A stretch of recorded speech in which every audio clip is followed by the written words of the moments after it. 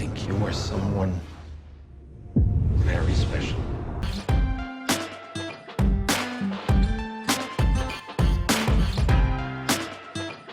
I'm Rosa Salazar, and this... Hi, Alita Army. What's up, guys? Buy those Blu-rays, baby! What a great script.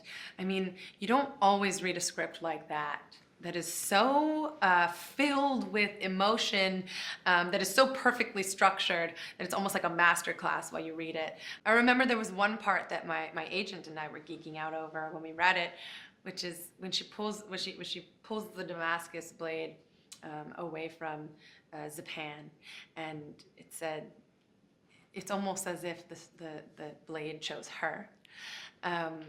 And it doesn't have any bearing on the script, or they're not gonna shoot that part. They're not gonna, but you're like, yeah, like you're reading it and you're so invested and you're so in it that you're watching the movie in your mind.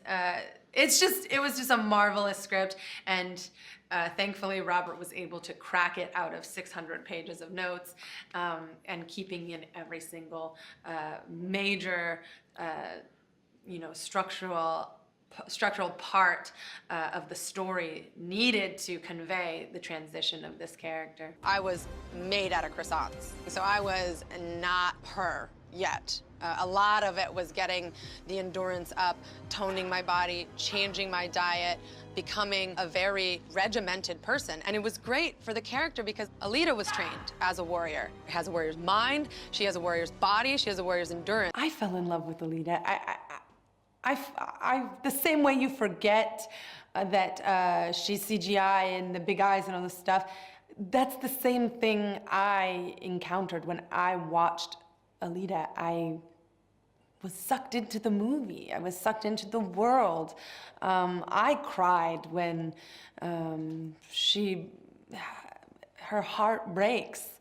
I cry because she's someone with such a big heart, someone with so much soul, so much emotion. So you know what the agony she's going through in this moment, in several moments, and you can't help but have it break your own heart. I mean, you are with her the entire time, and I am her, and I experienced that, so I'm glad to hear that you experience that as well. When you're so close to something, you can sort of be too close, and you can't really know how other people will experience it, but I'm glad to hear that this is the way you experience it. What I like about John Landau is that he said to me, when we wrapped, I said, when do we do the second one? He said, we're going to let the audience decide, and that is tremendous respect for moviegoers.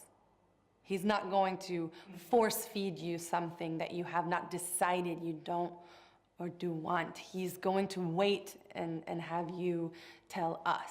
So if you go and you bring your friends and family to the movie and experience Alita in the theaters, then perhaps you will be buying a ticket to the second Alita. And I would do these movies until I'm 90.